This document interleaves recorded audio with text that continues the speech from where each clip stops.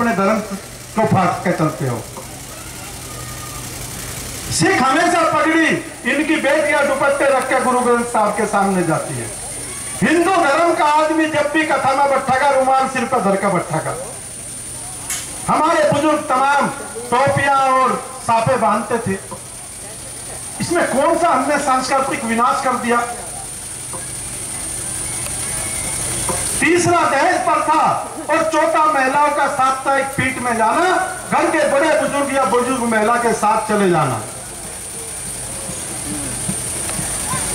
अगर गांव में 10 चोरी लगातार हो जाए तो पुलिस का इंतजार न करके गांव में पहरा लगना शुरू हो जा, नहीं हो जाता? हो जा।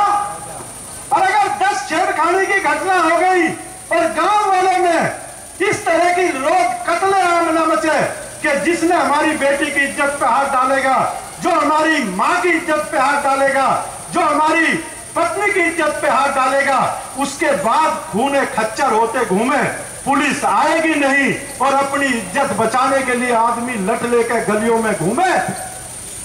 उससे पहले अगर हम ये कह दें कि सुविधा के तौर पे घर का बड़ा बुजुर्ग भी चला जाएगा बाजार में, या बड़ी बुजुर्ग महिला चली जाएगी जो गुंडे बदमाश को पहचान ले, तो कौन सी बात आ गई भाई? एक बड़ी साजिश है। तुमने निर्णय सही लिए, इन निर्णय को कोई हिंदुस्तान में गलत नहीं बता रहा। बड़ी साजिश तुम्हारी सांस्कृतिक धरोहर, तुम्हारी धार्मिक धरोहर और तुम्हारे जमीर पे लठ मारना, और जो तुम्हारे बच्चे पढ़ लिख के बाहर जा रहे उनको इतने एडवांस में बदनाम कर दो कि उनको कोई नौकरी न दे, उसको भी सब शहरी हथियार है। ये बड़ी साजिश है।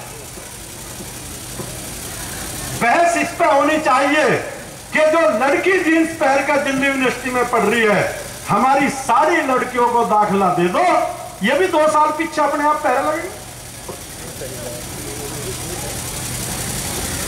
इसी चीज को आज डॉक्टरों ने साबित किया। पंजाब केसरी का अखबार है, जीन्स पहनने से और टाइट बेल्ट बांधने से क्या क्या बीमारी होती है, इस अखबार में दी गई है।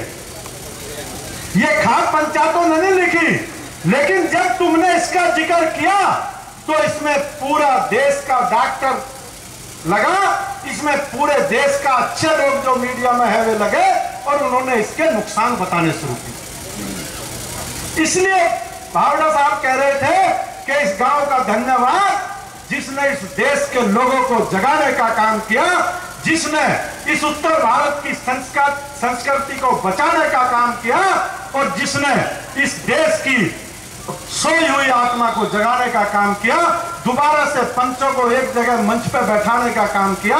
असारा के लोगों को हम धन्यवाद देते हैं और तमाम पंचायतें, तमाम सामाजिक संगठन आपके साथ हैं। इसलिए आप लोगों से विनती, रमजान, पवित्र रमजान का महीना कल से शुरू हो रहा है और जो पंचायत में भाई यहां आए, विभिन्न खातों से हमारे बुजुर्ग, हमारे लीडर, वे इस चीज पर रमजान के महीने के बाद तैयारी शुरू कर दें कि सरकार को चेताना कैसे है, कैसे अपनी संस्कृति के प्रहार को बचाना है और किस तरह से तैयारी करके एक बड़ी पंचायत का आयोजन करना है जिसमें 2014 के जो चुनाव आएंगे, इनको नेताओं को ये बताए कि सुप्रीम कोर्ट पे अंकुश लगाया जा सकता है कानून बना के। ये नेता जिनको आप चुन के भेजते हो, जिनकी नौकरी आप तय करते हो, जिनके घर की कोठियों की सुविधा आप तय करते हो, इन नेताओं को मजबूर कर दो कि ये आपकी आवाज बन जाए, ये आपकी आवाज उठाने लगे और जिस तरह से साबानो केस में संविधान में संशोधन हुआ था, सुप्रीम कोर्ट को ये बताया जाए कि किसी भी कस्टम को कानून 3 तरह से आता है। देश में कानून बनाने के 3 तरीके।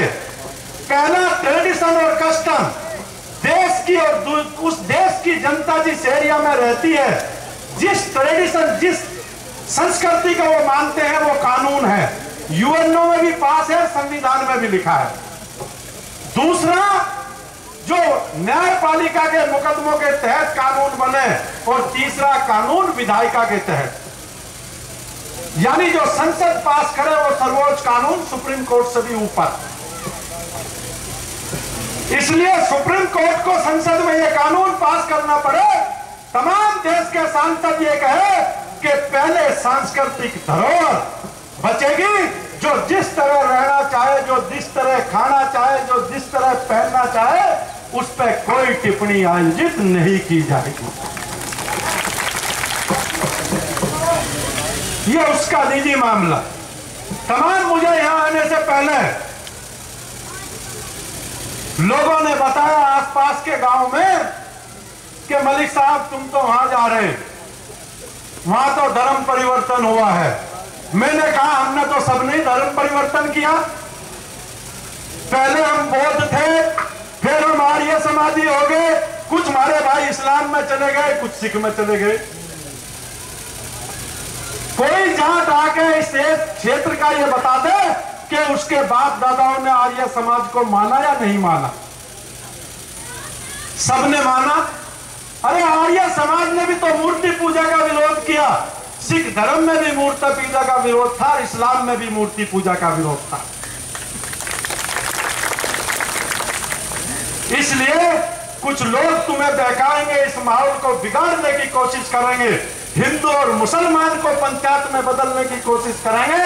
हम यहां से प्रण लेके जाएं, हम सबसे पहले भाईचारे में हैं और भाईचारा, हर धर्म भाईचारे की बात सिखाता है। मैंने इसी लिए आज यहां भावड़ा जी को बुलाया कि सिख धर्म में मुसलमानों की कुर्बानियां भी कम नहीं है। बाबा फरीद का नाम आपको बता, हजारों नाम ये बता सकते हैं, लेकिन पूरे हिंदुस्तान को और पाकिस्तान को बनाते समय राजनीतिज्ञों ने सिख और मुस्लिमों का कत्लेआम करना। इस बड़ी साजिश का पर्दाफाश हुआ, इस बड़ी साजिश का पर्दाफाश होगा और आगे भी हम इस मुहिम में लगे रहेंगे, क्योंकि 8 बजे फिर असारा की पंचायत पे टीवी पे बुलाए गए हैं हम लोगों को, तो हमें इसलिए जल्दी जाना था। और निश्चित तौर पे ये जो ज्ञापन भाई सतपाल ने पढ़ के चुना, इसमें 4 बिंदु हैं, आप इसे पास करें तो हम इसे एसडीएम को या किसी अधिकारी को बुला के दे दें। पहला बिंदु है असारा गांव के लोगों पर दर्ज मुकदमे वापस लिए जाए, आप सहमत हैं? दूसरा बिंदु है पंचायतों को तालिबान, खूंखार जैसे विशेषणों से नवाजने वाले लोगों के खिलाफ कानूनी कार्रवाई की जाए। आप एग्री हैं? तीसरा पॉइंट है पंचायतों को कानूनी अधिकार दिए जाए ताकि गांव की बेहतरी के लिए गांव वाले खुद फैसले ले सके। ये जायज है? गांव के झगड़े फसाद गांव में खत्म हो सके उसके लिए